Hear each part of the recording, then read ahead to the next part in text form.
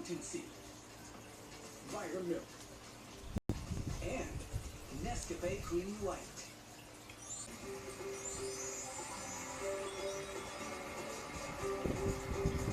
Maria Isabel Alves, a broadcasting graduate of Colegio de San Juan de Letrán, currently working at a digital advertising agency, and Binibini Parañaque in 2018. Have a glimpse of her city with this year's Miss Millennial Parañaque.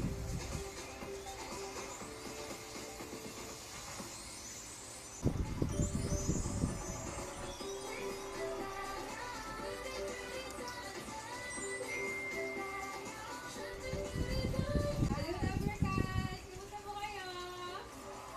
Isabel po, pero ngayon, may pogi-pogi isa po. When you say Parañaque po kasi, it's known as one of the highly urbanized city po in the country.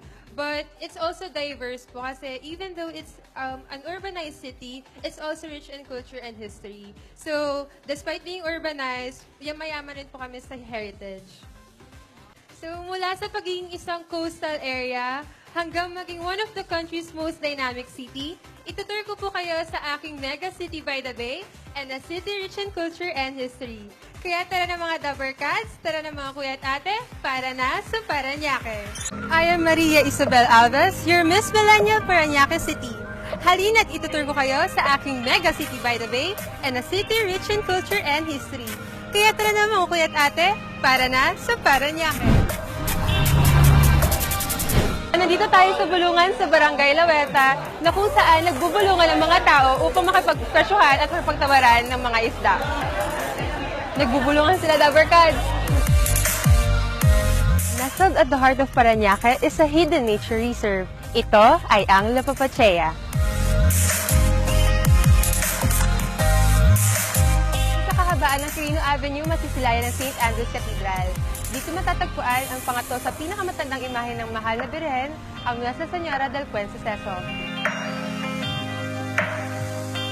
Dito tayo ngayon sa bahay ni Tita Cora. Tuturuan nila tayo sa isa sa pinakapinagmamalaking cuisine ng Parañaque, ang lauya.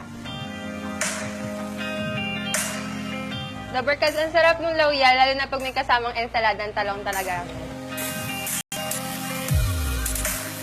Tara, Dabarkads, samahan niyo ako. Tikman natin yung mga kanin ni Lola Juanita.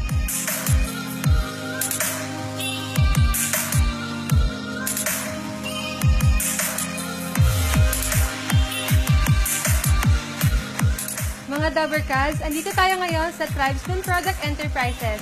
Tara, tingnan natin yung iba't ibang klase ng shells. Andito naman tayo ngayon sa Angelic Glass dito sa Parañaque. Tara, silipin natin yung mga glass art figurines.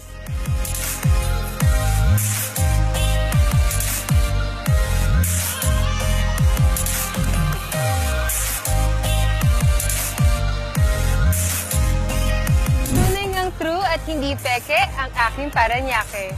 Samahan niyo akong muli. Ako si Maria Isabel Alves, your Miss Millennial Parañaque City 2018. It's Las Piñas, Parañaque, critical habitat and ecotourism area po kasi. So, it's a nature reserve where birds po, flora and fauna is found. So, andun po sila. It's like a bird sanctuary po found in Parañaque. O, di ba? Akala mo nga very urbanized yung buong Yes po. Parañaque. Hindi naman pala. Pati yung sa St. Andrew Cathedral, Cathedral. kung nasaan yung pinaka... One of the oldest images of Virgin Mary po, si Diba? Nuestra Señora del Buen Suceso. As in, how old, di ba? Ilang daang taon na Yes yun. po. Pero More yung than pinakagusto 400 namin years. sa ni-reveal mo ay yung Bulungan Seafood Market.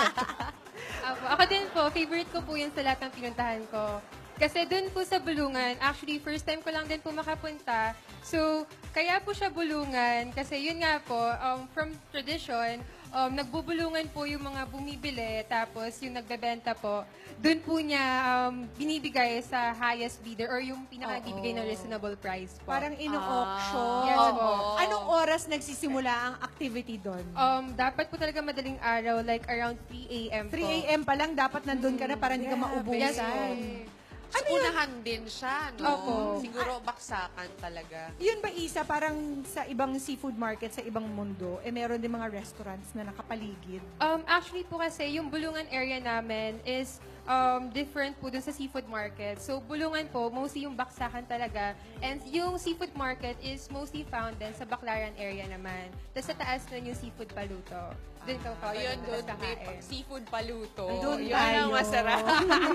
Nasubukan mo ba makipagbulungan? Opo. Talaga? Opo. Mahirap? Ano po, medyo na-culture shock po ako, pero ang saya po, ang saya. Bulungan eh. Oo, Tahimik. eh. Ito lang ang palengking tahimik. Totoo. Hindi maingay. Iba siya. Tell us about the St. Andrew Cathedral. Yes. So, as what I've said po kanina, it is where one of the oldest images of Blessed Virgin Mary is found, si Nuestra Señora de Buen Suceso po. But the church itself, matanda na rin. Matanda na po siya. Actually po, kasabayan siya ng pagiging municipality ng Parañaque. So, it's over 400 years na po.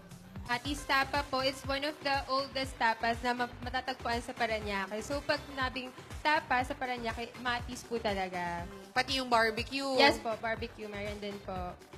Ang daming old sa Parañaque. Opo. But aside from those, Isa, di ba sa BF marami ring iba-ibang Bagong night mga spots, kainan, oo. restaurants. Sa BF naman po, meron kaming Aguirre Food Strip. So, yun naman po yung very millennial vibe naman po na food stops na meron sa amin. Food strip. Oo. So, saan mo gusto? Doon sa seafood, Oh. paluto, o doon sa Confused. strip? I'm confused. Malapit lang sa bahay ko yan. Pupuntahan ko yan lahat.